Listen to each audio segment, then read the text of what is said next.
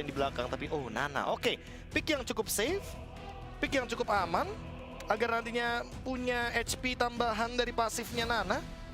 Dan ini yang mungkin bisa dicari oleh teman-teman dari Entity Seven. Mereka mencari durability. Tapi menurut aku Nana ini sebenarnya adalah salah satu hero yang bisa menjadi trigger loh Profesor KB. Trigger apa? Trigger untuk Udil bisa nge-clear dengan sangat cepat. Rotasinya Nananya akan kalah. Dan bahkan ini bisa menjadi satu anak tangga untuk Joy itu mengejar ke arah backline. Jadi langsung secara tidak. Benerin dong. Secara tidak langsung. Kenapa secara tidak langsung? Secara langsung tidak. Ya benar juga, secara tidak langsung dong. Iya, secara tidak langsung benerin dong. Iya, makanya. Oke. Game pertama dari Best of 5 series, teman-teman. Kita akan langsung menuju ke Lane of Dawn. Dan ini dia pertandingan Homeboys versus Entity Seven. Best of 5 series menuju ke grup C, World Cup Grand Final. Alright, this is it, Serumpun versus Entity Seven. So, lihat gameplay yang dimiliki dari Son. Oh, haha, mana ini bencananya belum keluar Son ya? Iya juga. Bentar. Oke. Ada 4 kan soalnya kan. Salah satunya adalah Terisla, Balmon, Chow, dan Balmon itu yang teman-teman ya. Jangan lupa untuk bisa melihat bagaimana Balmon dengan ini bencana. Ya, dengan Balmon ini bencana, tapi lihat Chan. Ini harus lebih worry. Karena yang dihadapi adalah salah satu mid laner terbaik Indonesia. Dan bahkan ini mid laner yang sangat mengganas. Dan bahkan Entity Seven kita melihat juga. Mereka udah standby di arah bus. Marquinhos, salah satu orang yang cukup mengerikan di arah EXP lane. Ini cukup harus diwaspadai oleh seorang Sempat. Dan lihat, gimana cara dia untuk ngedapetin dari gold buff di arah bottom lane dan dapetin EXP-nya. Itu sangat baik. Dia tuh tenang loh. Ya, tapi dari semua emblem ya Ranger Mas ya, jujur aku hanya akan sedikit mengomentari untuk hide on bush aja. Karena gini, kalau misalkan dia lawan tank jungle, aku setuju kalau dia bawa Impure Rage. Tapi kalau dia lawannya Assassin, aku ngerasa di sini dia lebih butuh Quantum Charge untuk escape. Yes.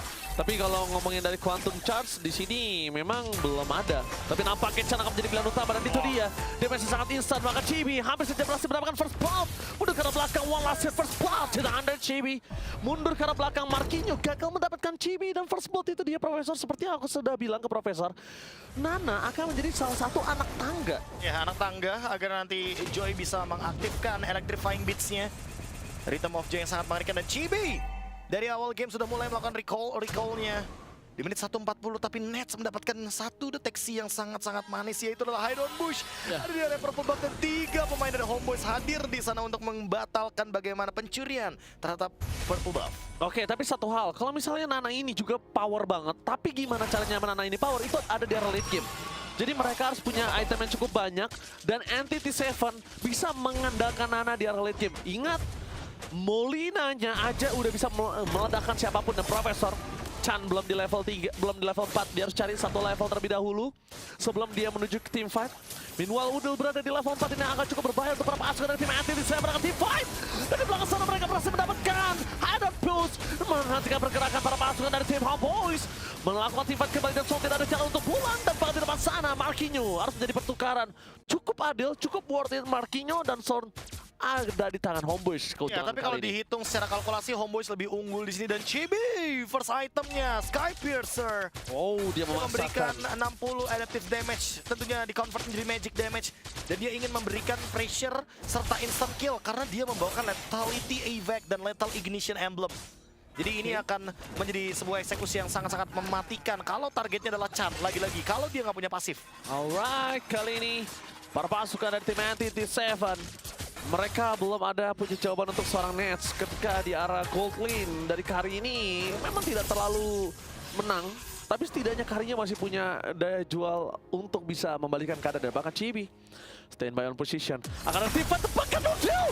Out of nowhere, dia terlalu berani untuk berhasil di depan sana. Terlalu banyak sosial yang keluar. Mereka tidak terlalu respect dengan apa yang dimiliki dari seorang Chan dan juga seorang Titan Boost. Nggak worth it, Profesor KB. It's totally not worth it untuk Udil mengeluarkan flicker di sana. Ya, ini akan menjadi sinyal ya. Kalau misalkan di total yang kedua, Udil bisa ditarget dan Erwin bisa melakukan Minion Fury Flicker, atau Marquinhos bahkan yang mungkin akan mengeluarkan flickernya kepada Udil. Blazing 2 top lane hanya untuk mengusir Fury, dan ini dia kekuatan late game dari Kari. Mau nggak mau Nets harus bisa mengimbangi farmingnya agar nanti dia bisa lebih mendapatkan power pack terlebih dahulu dibandingkan dengan nantinya Fury malah dapetin 2 item terlebih dahulu, sementara Nets baru dapetin 1 item. Nets stabil banget, dia berada di level yang ke-6, bahkan Fury yang terkena freeze menandakan kalau Homeboys menang di semua lininya kecuali mungkin di XP lane. Ya ini adalah salah satu hero-nya Nets. Ini hero powernya Nets juga. Dan bahkan para pasukan dari tim Anti-T7, mereka yang udah standby terlebih dahulu di arah top lane. Mencoba untuk mencari satu buah pick over, Erwin. Dia nggak boleh all in terhadap Erwin, dia boleh poking aja Profesor. Kalau dia paksa ke arah Erwin, ini bahaya banget. Hide on boost bisa following up. Dan walaupun Erwin tumbang, tapi sisa short skill yang memiliki Homeboyz itu nggak ada, sama aja bodong. Ya, setuju banget. Dan untuk sekarang melihat bagaimana setup terhadap Turtle yang tentunya membuat mereka harus lebih berhati-hati. Dan Fury ini kayaknya perlu memperhatikan juga bahwa dia masih butuh farming yang banyak banget sehingga dia nggak boleh show up untuk sekarang. Dan mengingat untuk atau teritorial agar nanti ketika ada yang bergerak ke area dari Turtle, dia bisa meng-cancel hal tersebut agar nantinya mereka bisa ngelakuin setup. Dan itu dia Marquinhos yang jadi Langsung menuju ke Marquinhos, mereka nggak peduli apapun yang terjadi. Minor Fury masih mendapatkan triple stun. Dan bahkan di depan sana Hano udah mulai menunjukkan batang hidungnya. Marquinhos damage-nya terlalu besar. So menuju ke belakang, The Water Retribution from JB berhasil mendapatkan Turtle. The best thing yang bisa dilakukan JB, karena tim fight kalau mereka memaksakan ini tidak akan baik untuk tim Homeboyz. Dan the best thing adalah mendapatkan Turtle disengage. Satu-satunya kesempatan yang mereka miliki. ya langsung kabur juga. Netsnya langsung berotasi. Acid run from Nets menuju ke pickline tepat di depan sana. Fury top take dan Sky Fisher masih belum nyala menuju ke arah seorang Chan. Masih never enough, tapi Chan harus mundur. Jangan sampai Sky Fisher nyala Profesor KB. Itu sangat berbahaya untuk sosok seorang Chan yang udah ketinggalan satu level, bahkan flicker telah dikeluarkan. Ya, itu dia permasalahan utamanya karena Sky Piercer itu bisa menumbangkan secara instan di bawah 4% dan menuju ke item selanjutnya. Joy dari Chibi ini akan menuju ke Glowing One atau bahkan mungkin menuju ke arah dari Genius One, tapi aku lebih percaya ini akan menuju ke Genius One.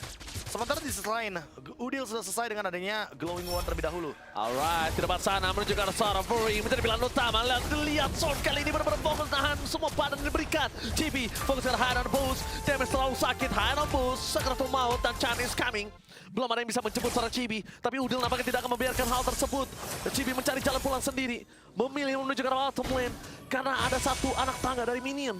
Kalau masuk ke dalam bus dan dia terperangkap oleh seorang Chan, ini kasusnya akan berbeda. Chibi bisa top take down.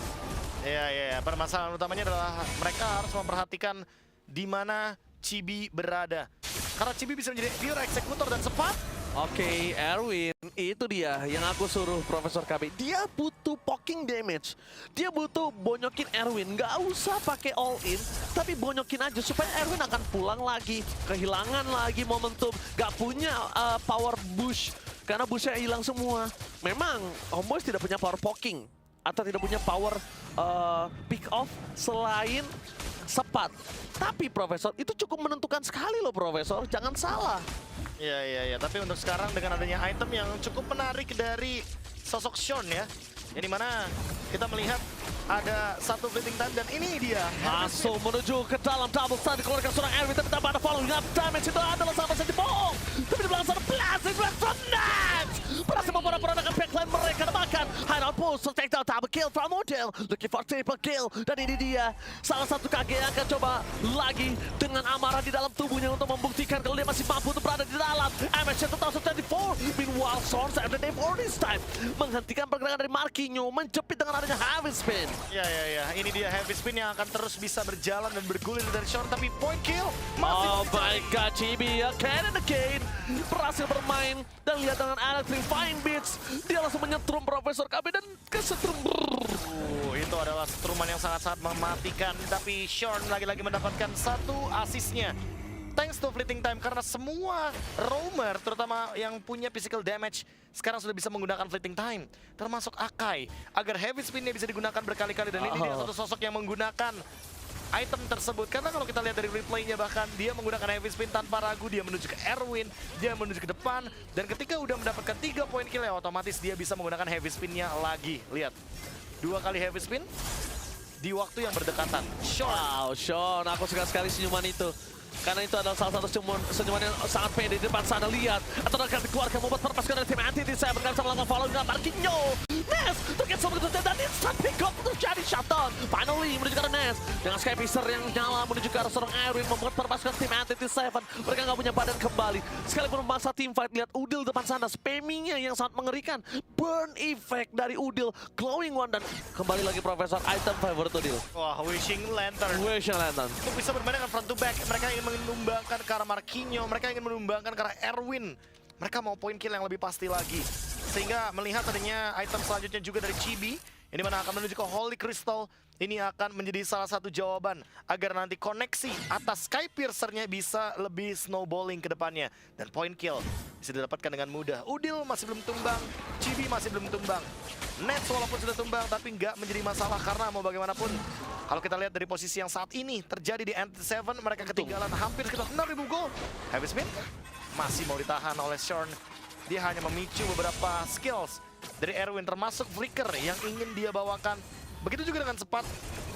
Dia ternyata membawakan satu buah gerakan agar nantinya minimal Erwin ke-trigger dengan menggunakan flicker yang dia miliki, tapi masih ditahan oleh Erwin. Hide on Bush nampaknya juga agak cukup takut untuk lihat ke dalam bush, padahal dia yang menggunakan nama Hide on Bush. Ya karena memang harus ada Marquinhos di depan sana untuk membuka vision. Dia harus tahu di mana para pasukan dari tim Homeboys. Walaupun nggak ada pick off pasti seperti suppress atau crowd control, tapi dengan Sepat di depan sana dengan ammo offended itu dia yang cukup menakutkan. Mundur ke arah belakang, damage-nya untuk dihindari seorang Chibi. Tapi nampaknya Marquinhos, what are you doing? Melakukan flicker di saat mereka belum siap untuk teamfight. Mereka membuang source skill yang cukup mahal ketika ada Lord yang muncul. Oke, Lord yang muncul, Marquinhos nggak punya flicker, hanya berharap kepada Erwin untuk ngomongin inisiasi. Tapi kayaknya teman-teman dari NT7 juga nggak mau melakukan inisiasi. Mereka mau bermain lebih safe, mereka nggak mau ambil resiko Ranger Emas. Mereka nggak mau. Kalau seandainya Homeboys udah tahu dapetin Lord, ternyata dapetin point kill juga. Jadi NT7 bermain dengan safe aja. Oke, tapi satu hal Profesor KB yang udah aku ingatkan sebelum game ini berjalan, dari waktu dari 19.30 yang bisa kita bicarakan adalah gimana kita tahu NTT7 kuat di late game. Homeboys harus respect, dia nggak boleh bawa game ini ke late game, dia nggak boleh membuat NTT7 punya power dari Kari dan Nana bahkan Ben sekalipun. Jadi, sekalipun dia memiliki hanya Lord yang pertama, under menit 12, minimal, maksimal, turret dulu bos. Iya, harus dapetin objektif dulu biar mereka bisa tembus Super Minion. Dan Super Minion akan menjadi power mereka. Apalagi terutama nih Lordnya lagi di bottom lane. Lordnya juga bakal ada 2 menit dari sekarang di top lane. Oke. Lordnya, jadi harus bisa dimaksimalkan Lordnya agar mereka bisa mendapatkan bottom lane turret base. Oke, best turret di arah bottom lane. Udah tidak memiliki kesempatan untuk pasif yang mereka miliki. Tapi lihat, permainan yang cepat dari seorang Fury menimbulkan impact yang sangat banyak untuk menyelesaikan Lord di arah bottom lane dengan sangat cepat. GP akan coba untuk mencari di mana perpasukan dari tim NTT7 bisa di-dive in. Tapi lihat yang terdekat dikeluarkan seorang Udil.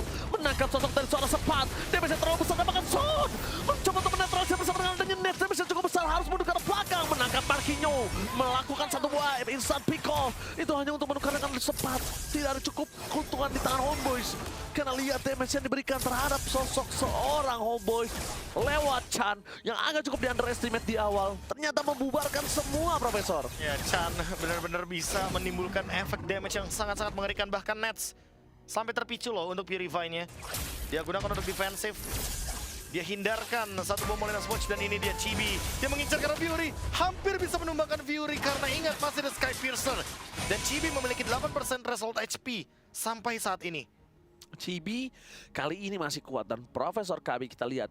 Kondisi Son memang dari tadi berhasil mendapatkan momentum, tapi untuk di arah menit ke-12 ke atas dia udah nggak bakal kuat lagi. Dia nggak bakal bisa nahan damage yang diberikan oleh Hard On Boost ataupun Kari. Nggak bakal cukup, Profesor. Dan kemungkinan besar chance untuk dia mengeluarkan Heavy Sin dan pick off dan dengan flickernya itu akan menimbulkan impact, dia akan tumbang sebagai tumbalnya. Ya, Sharon kayaknya harus lebih reaktif aja ya. Kalau misalkan Erwin yang Betul, tiba-tiba aku lebih suka itu. sebuah inisiasi. Jadi mereka bisa bermain dengan cover dan nanti akan berharap kepada Sepat. Dan ini dia 30 stack dari Skypiercer sehingga 4/3 7% untuk HP threshold siapapun dari NTT7. Berhasil menangkapkan Marquinhos di belakang sana. Nets mundur ke arah belakang dengan ada kesempatan Chibi. Fokus ke backline mencari di mana Chan berada dan hilang begitu saja. Masih ada dengan pasti tapi Chibi tercatat. Marquinhos DPS terlalu besar. DPS dari Nets akhirnya bisa membalikan kanan tapi tidak terlalu worth it. Mereka menukarkan satu buah Thrower dengan 2 point kill.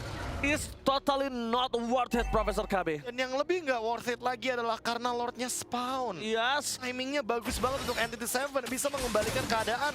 Mereka bisa take over menuju ke arah dari Lord. Sementara Homeboys mereka hanya untuk responsif aja ngelakuin sebuah reset. Agar nanti teman-teman dari NTT7 nggak mampu mendapatkan dan melahap Lord yang tentunya sangat nikmat kali ini. Tapi ngomongin item, si Halberd, Rose Gold Meteor, Blade of Despair, Hide on Bush. Setelah Rose Gold harusnya dia bakal memiliki power tersebut. Fury juga sudah selesai dengan adanya 1 buah Rose Gold Meteor untuk mendinai Chibi dengan si Halberdnya. Oke, 30 stack hilang jadi sisa 21. tapi buat kalian semua yang bertanya kenapa Entity Seven berada di Grand Final, udah no wonder lagi kita lihat. Udah nggak usah bingung, nggak usah kaget, nggak usah heran ketika Entity Seven berada di Grand Final Wildcard. Lihat gameplay Homeboyz yang udah menang banget, unggul jauh dengan gold yang mereka miliki. 6.000 gold mereka coba kejar sekarang. Dan bahkan dari kondisi Entity Seven, mereka masih bisa nahan Homeboyz untuk tidak terlalu dini mendapatkan Lord mereka, Lord yang kedua. Oke, untuk winning condition dari Chibi akan aku mention 2 hal, Ranger Mas. Yang pertama dia beli Winter Crown, udah pasti. Kalau misalkan selesai dari Electrifying Beats dia bisa escape dengan menggunakan Winter Crown. Tapi kalau yang kedua, Chibi kayaknya udah harus dengerin ketukan, karena ada 8 nada nih dari Electrifying Beats. Ya? Minimal kalau udah 6 ketukan dia harus mundur. Ya. Karena kalau dia terlalu lama, dia bakal dimakan sama Fury kayak tadi. Yes, itu dia. Dan bisa dimakan dengan instan loh Profesor KB, ingat. Dan dia mentarget Karachan juga boleh, tapi mereka juga bisa membuat Nets menjadi sosok yang mendapatkan hal tersebut. Tapi Chibi kalau masuk ke dalam, oh, it's not wise ketika dia dapat Lord dan dia coba untuk fight. Sangat-sangat gak wise Profesor. Ya, harus lebih safe dulu untuk sekarang mainnya, nggak bisa terburu-buru untuk melakukan sebuah engage. 13-7. Entity Seven mulai membalaskan keadaan mereka. Walaupun net worth-nya menuju ke 7.000 gold difference. Buset, jauh banget. Tapi untuk sekarang melihat bagaimana Kari yang sudah mulai build up, Fury ingin menyelesaikan Wind of Nature-nya. Dan kalau Wind of Nature selesai, Nets juga bisa selesai di sana. Betul sekali. Jadi mungkin bisa dibilang ketika banyak yang menargetkan Karachan, mungkin selain Chibi mengorbankan resikonya bermain front to back, dan itu nggak masalah loh Profesor KB. Nggak masalah. Biarin aja poking, biarin mereka bonyok di depan sana. Dan Udil di depan sana mencoba untuk menangkap. Langsung ada Atom Nakat dikeluarkan menuju ke arah Atom Land. Tapi nampaknya Chibi fokus menuju ke arah seorang Fury. Tertake down begitu saja, instant pick up pun terjadi. Nah Fury, no hide on the push. Gak ada high ground defender. Membuat termasuk dari tim Homeboyz berhasil mendapatkan game yang pertama. This is the game 1 from Homeboyz. Take the game. Homeboyz dengan game cepat. Homeboyz dengan game pasti. Itu dia yang